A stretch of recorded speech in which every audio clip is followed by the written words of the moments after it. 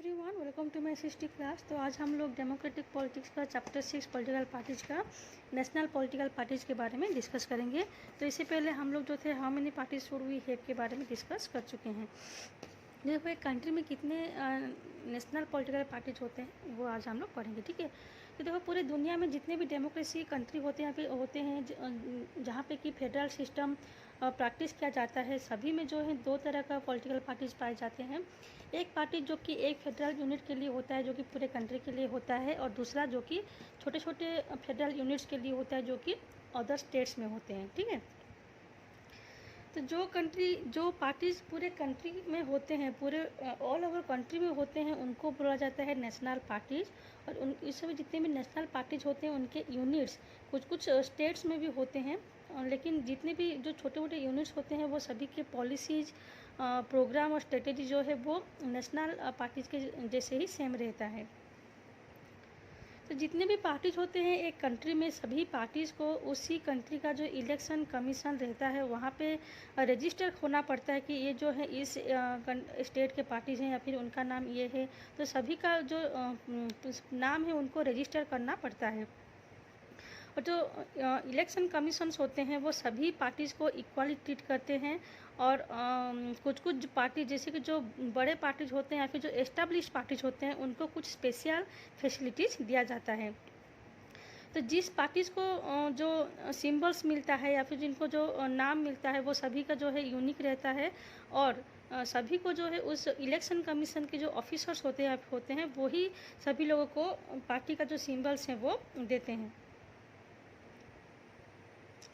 Party कुछ जो party मतलब बड़े होते हैं या फिर एस्टेब्लिश्ड होते हैं जिनको स्पेशल फैसिलिटीज़ दिया जाता है, उनको खुद इलेक्शन कमीशन रिकॉग्नाइज्ड करते हैं। मतलब उनको वो खुद बोलते हैं कि ये जो पार्टी है वो रिकॉग्नाइज्ड पार्टी है या फिर उनको ज़्यादा फैसिलिटीज़ मिलेगा। तो इसलिए जो बड़े पार्टीज होते हैं उनको रिकॉग्नाइज्ड पॉलिटिकल पार्टीज भी बोला जाता है।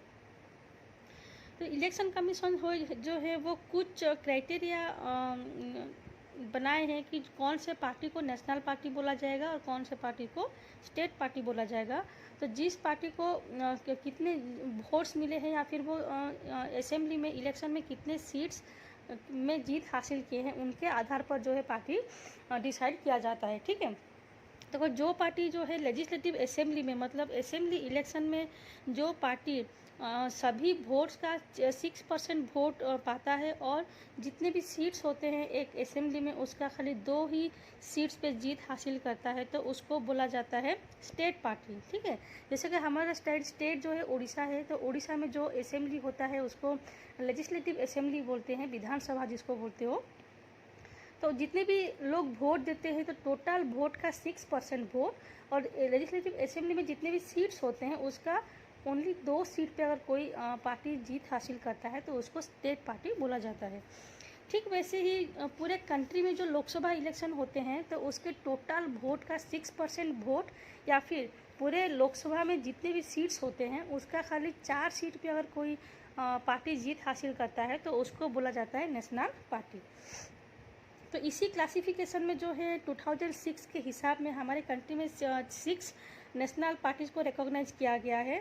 तो जो 6 नेशनल पार्टीज है वो उनका नाम है Indian National Congress, then BJP Bharatiya Janata party, then BSP Bahujan Samaj party, then CPI Communist party of India, then CPI CPIM Communist party of India Marxist, and NCP और नेशनलिस्ट कांग्रेस पार्टी। तो देखो बाद में एक और नए पार्टी का ऐड हुआ है रिकॉग्नाइज पार्टी के बारे में, जिसको हम लोग बोलते हैं आप और आम आदमी पार्टी। तो सबसे पहले देखते हैं कि इंडियन नेशनल कांग्रेस जो है वो क्या है, ठीक है। तो इंडियन नेशनल कांग्रेस को शॉर्ट में बोलते हैं आईएनसी और popularly known as the Congress party. तो ये जो है सबसे पुराना पार्टी और में से एक है पूरे वर्ल्ड में, जो कि 1885 में जिसको एस्टेब्लिश किया गया था। लेकिन ये जो है बहुत सारे स्प्लिट्स भी एक्सपीरियंस किए हैं। मतलब जो पार्टी पहले शुरू हुआ था तो उसमें जितने भी मेंबर्स थे वो बाद में उनके बीच में कुछ डिफरेंसेस होने के बाद में पार्टी जो है वो स्प्लिट हो गया था।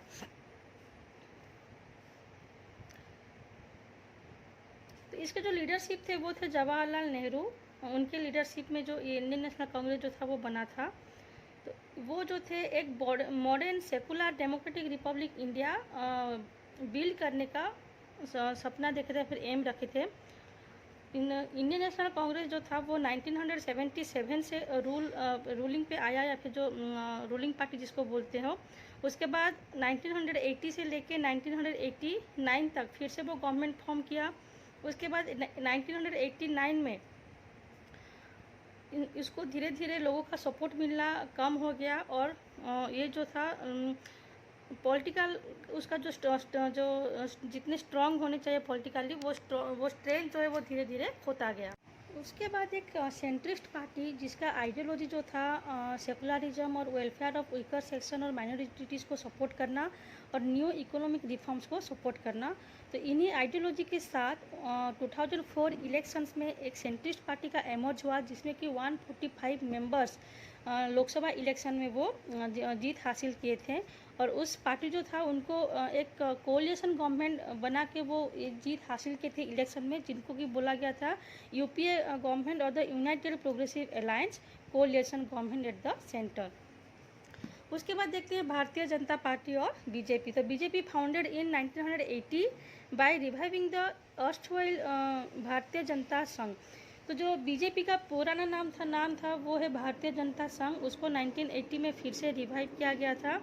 तो ये जो है वही स्ट्रॉन्ग और मॉडर्न इंडिया बनाने की चाह रखते थे। तो इंडिया के एंशिएंट कल्चर, एंशिएंट वैल्यूज से वो इंस्पायर होकर एक मॉडर्न इंडिया वो बनाना चाहते थे। ठीक है, तो हिंदुत्व और जो कल्चरल नेशनलिज्म है वो इस पार्टी का एक इम्पोर्टेंट एलिमेंट बोला जाता है। तो इस पार्टी का जो मेन एम है वो था जम्मू कश्मीर को एक फुल टेरिटोरियल और पॉलिटिकल इंटीग्रेशन में उसको बांधा जाए, जो कि इंडिया के साथ उसको अखंड भारत के साथ जम्मू और कश्मीर को भी जोड़ा जाए। तो उस पार्टी का जो सपना था उतने सालों से था, जो कि अब जाके पूरा हुआ है।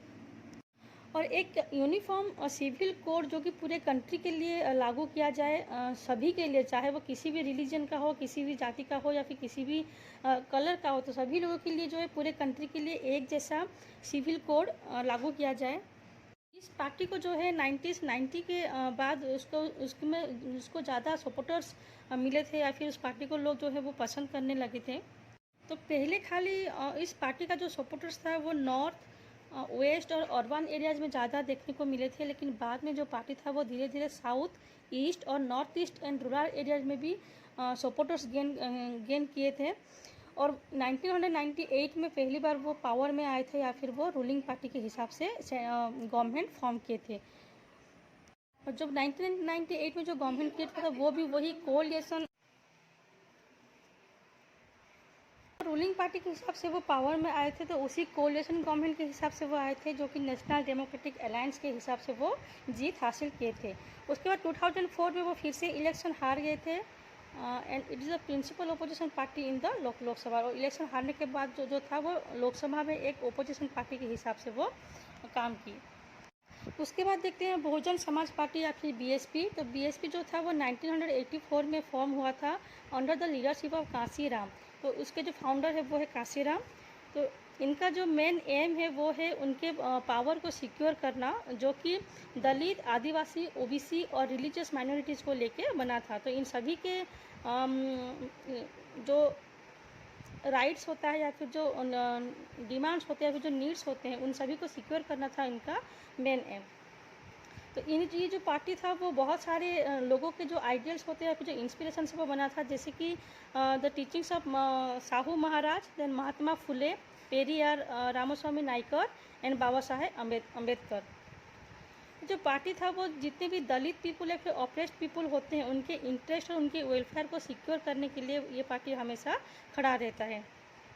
तो जो पार्टी है वो उत्तर प्रदेश में सबसे ज़्यादा उसका स्ट्रॉन्ग इन्फ्लुएंस देखने को मिलता है, जो कि अभी तक उत्तर प्रदेश में गवर्नमेंट बनाए हुए हैं बहुत सालों से। उसके बाद जो कुछ नाइबरिंग स्टेट में भी इनका सपोर्टर्स देखने को मिलते हैं, जैसे कि Madhya Pradesh, Chhattisgarh, Uttarakhand, Delhi and Punjab. It formed government in Uttar Pradesh several times by taking the support of different parties at different times in the Lok Sabha election held in 2004। तो 2004 से ही ये जो है पार्टी रूलिंग पार्टी बना हुआ है उत्तर प्रदेश में, जो कि बहुत सारे छोटे मोटे पार्टी के हेल्प से बना है। It polled about 5% voters and secured 19 seats in the Lok Sabha. तो पूरे वोट का 5% वोट एंड लोकसभा में जो है वो 19 सीट्स पे जीत हासिल किया था। देन नेक्स्ट जो पार्टी है वो है कम्युनिस्ट पार्टी ऑफ इंडिया और द मार्क्सिस्ट, जिसका शॉर्ट फॉर्म है CPIM। तो इट वाज फाउंडेड इन 1964 में ये फाउंड हुआ था। It believes in the Marxism and Leninism. तो मार्क्सिज्म या फिर जो लेनिज्म का जो आइडियल्स है उसको ये बिलीव करते हैं। It supports the socialism and secularism and the democracy and oppose imperialism and communalism. तो ये जो है वो सोशलिज्म के ऊपर या फिर जो सेकुलरिज्म डेमोक्रेसी को ऊपर ज़्यादा सपोर्ट करते हैं, और जो इंपीरियलिज्म या फिर कम्युनलिज्म जो है उनको वो स्ट्रांगली अपोज करते हैं। तो इसका जो सपोर्टर्स हैं वो वेस्ट बंगाल, केरल, त्रिपुरा और ज़्यादातर जो गरीब लोग होते हैं, फिर जो फैक्ट्री वर्कर्स होते हैं, फार्मर्स होते हैं, एग्रीकल्चरल लेबर और जितने भी इंटेलिजेंसिया है वो सभी इसको ज़्यादा सपोर्ट करते हैं। जो न्यू इकोनॉमिक पॉलिसी है जो कि फॉरेन गुड्स और कैपिटल्स को कंट्री में फ्रीली फ्लो करने का जो परमिशन दिया गया था न्यू इकोनॉमिक पॉलिसी में, उसको वो स्ट्रांगली क्रिटिसाइज करते, मतलब उसको वो पसंद नहीं करते थे, उसको विरोध करते थे। और ये जो है वेस्ट बंगाल में 30 ईयर्स से पावर में है, रूलिंग पार्टी में है without a break in 2004 elections. तो 2004 इलेक्शन में ये जो था it won about 6% of votes and 43 seats in the Lok Sabha.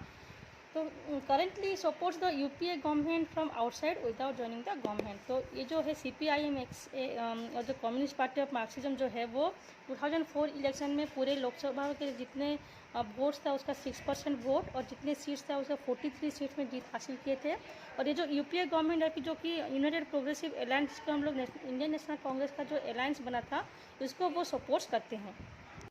उसके बाद नेक्स्ट देखते हैं कम्युनिस्ट पार्टी ऑफ इंडिया और CPI। तो CPI जो है वो 1925 में बना था और CPI और CPIM जो है वो एक ही पार्टी है, लेकिन CPI स्प्लिट हो गया था, वो 2 भाग में डिवाइड हो गया था और उसके बाद बना CPIM। तो CPIM जो है वो बाद में बना था और CPI जो है वो पहले बना था।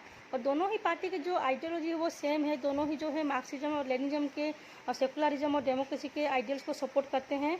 और जो सेसेशनिज्म या फिर जो कम्युनलिज्म, इंपीरियलिज्म होते हैं उनको वो स्ट्रांगली अपोज करते थे।